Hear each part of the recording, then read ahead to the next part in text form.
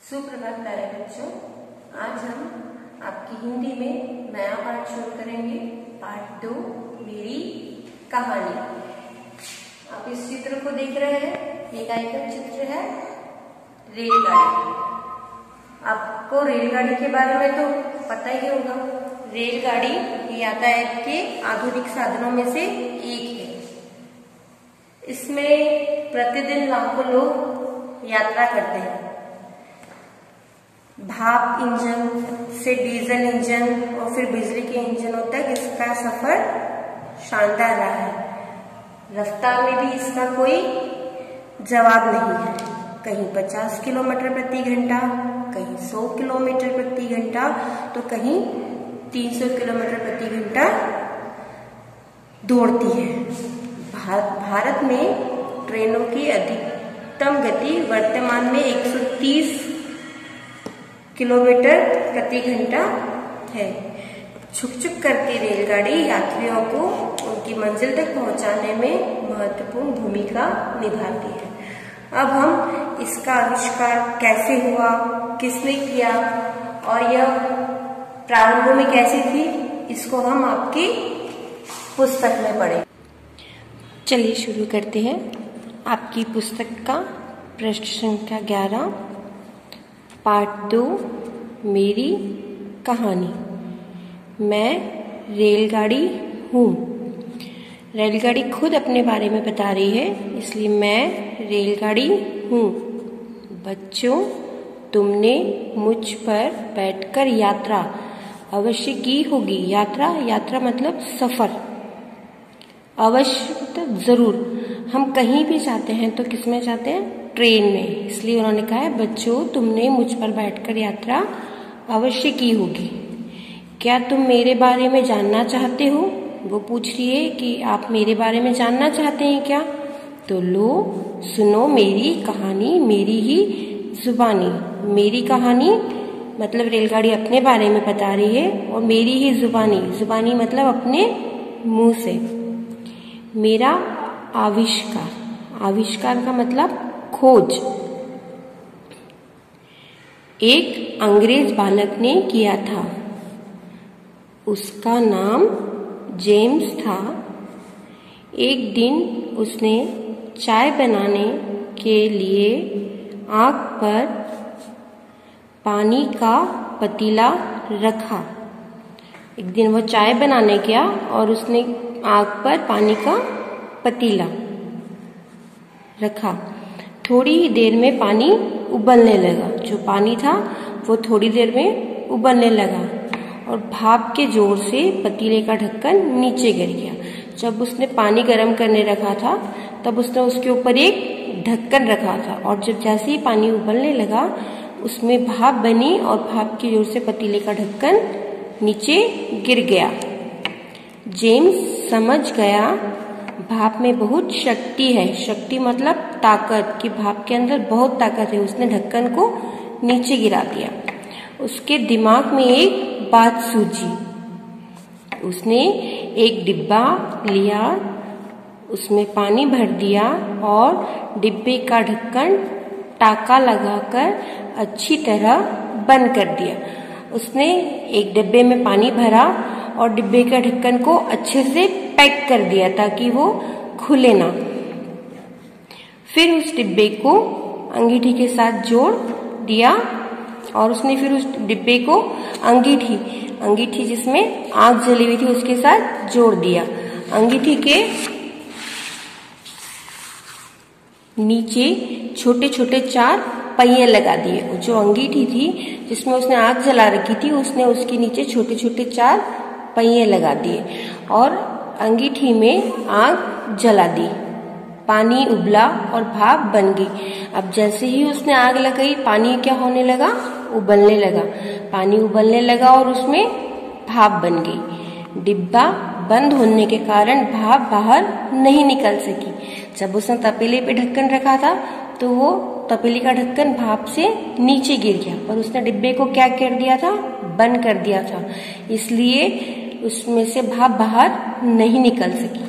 भाप के जोर से पहले तो वह डिब्बा हिला अब उसमें भाप बनी तो डिब्बा हिलने लगा। फिर अंगीठी में लगे पहियों के सहारे जमीन पर चलने लगा। उसने अंगीठी के नीचे पहिए लगाए थे, तो जैसे ही भाप बनी वो डिब्बा हिला और पहियों के सहारे जमीन पर आगे खसकने लगा। बस फिर क्या था, मेरा आविष्कार हो गया। फिर उसके बाद उसने क्या किया, ऐसी खोज कर ली। जेम्स ने भाप की शक्ति को रोककर रेल के इंजन का आविष्कार कर डाला।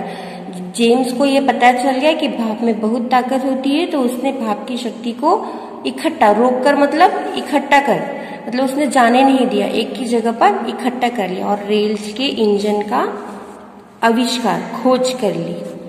जब इंजन चलने लगा तो उसके पीछे लकड़ी के डिब्बे लगाए दिए। जब शुरू में रेलगाड़ी का आविष्कार हुआ तब इंजन के पीछे किसके डब्बे लगे, लकड़ी के।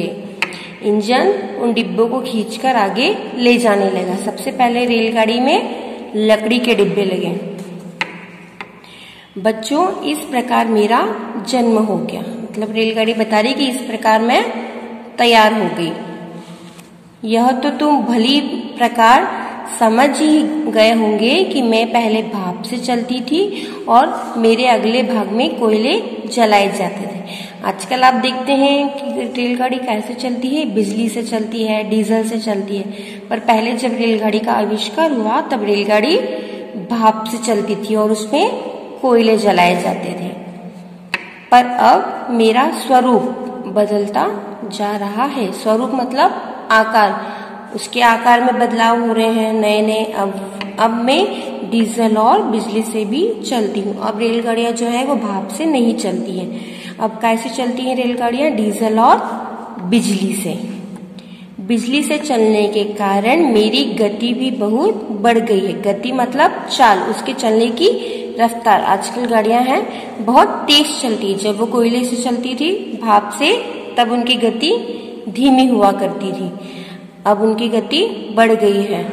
अब मैं कई बड़े शहरों में राजधानी और शताब्दी एक्सप्रेस के नाम से जानी जाती हूँ। अब जो ये गाड़ियां हैं, जब ये बहुत स्पीड से चलती हैं, गति से चलती हैं, उन्हें कहा जाता है एक्सप्रेस गाड़ियां, राजधानी गाड़ियां।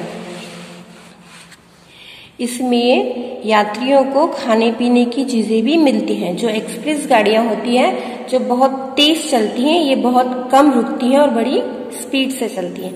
इसमें जो यात्री रहते हैं उनको खाने पीने की चीजें भी गाड़ी में ही मिलती है। मेरे रूप और आकार में नित्य नए परिवर्तन आ रहे हैं। मेरे रूप मतलब मुझे बनाने में अलग अलग तरह की सजावट की जाती है या फिर उसमें और कुछ बदलाव किए जाते हैं। मतलब रोज रोज मुझमें कुछ परिवर्तन आ रहा है। अब मेरे डिब्बों में बैठकर यात्रा करना बहुत आरामदायक हो गया। आरामदायक मतलब आराम देने वाला। अगर हम ट्रेन में बैठकर जाते हैं तो हमें यात्रा करने में कोई भी दिक्कत नहीं होती और हम कितनी भी लंबी यात्रा कर सकते हैं। दिल्ली और कुछ अन्य शहरों में अब मेट्रो के रूप में भी मैं चल रही हूँ। जैसे बड़े बड़े जो शहर होते हैं वहां पर ये ट्रेन जो है ये मेट्रो के रूप में भी चल रही है। मेरा यह रूप बहुत ही अनोखा है। जो मेट्रो रहती है ये बहुत ही अनोखी रहती है। क्यों अनोखी रहती है? क्योंकि यह जमीन के ऊपर और जमीन के नीचे भी चल सकती है, इसलिए यह अनोखी होती है। मैं माल ढोने के काम भी आती हूँ। जो रेलगाड़ियां रहती है, कुछ रेलगाड़ियां ऐसी रहती है जिसमें यात्री बैठते हैं और कुछ ऐसी रहती है जिसमें सामान ले जाया जाते हैं, माल ले जाए जाते हैं। उन गाड़ियों को क्या कहते हैं? मालगाड़ी। मेरे इस रूप को मालगाड़ी कहते हैं। बच्चों, यह है मेरी आत्मकथा। आत्मकथा मतलब अपने ही मुंह से सुनाई गई कहानी। ये कहानी आपको किसने सुनाई है? रेलगाड़ी ने। तो अभी हमने क्या जाना? रेलगाड़ी के बारे में जाना कि उसका आविष्कार किसने किया और अब वो नित्य नए नए परिवर्तनों के साथ कैसे बदल रही है। अब हम एक बार उसके शब्दार्थ को पढ़ लेते हैं। यात्रा, या मैंने आपको बताया था यात्रा मतलब सफर। जब हम एक जगह से दूसरी जगह जाते हैं उसको कहा जाता है सफर। आविष्कार, नई खोज, किसी भी नई चीज के बारे में पता करना, उसे कहते हैं आविष्कार। खोज, गति मतलब चाल, चलने की मतलब अपने चलने, कोई धीरे चलता है कोई तेज चलता है इसलिए उसको गति, चाल। परिवर्तन, बदलाव मतलब अलग अलग तरीके का बदलाव, कभी छोटा कभी बड़ा, इस तरीके का बदलाव। आत्मकथा, आत्मकथा मतलब अपने मुंह से सुनाई गई अपनी कहानी। जब आप किसी को अपने खुद के बारे में बताते हैं तो वो होती है आपकी आत्मकथा, आपके मुंह के द्वारा सुनाई गई आत्मकथा। आकार, आकार मतलब रूप, बनावट, छोटा बड़ा मोटा पतला, ये होता है आकार। अवश्य, जरूर। शक्ति, ताकत, खाना खाने से आपके शरीर में आती है ना ताकत, वैसी ताकत। नित्य, नित्य मतलब रोज, जो हर रोज होता है। हर दिन आप खेलने जाते हैं, आपको पढ़ाई करनी होती है रोज, आपको खाना रोज खाना होता है, इसी तरह नित्य मतलब रोज। आरामदायक, आरामदायक मतलब आराम देने वाला। अभी हमने पाठ के शब्दार्थ को पढ़ा है, अब हम अगले कक्षा में पाठ के आगे का अभ्यास करेंगे। धन्यवाद।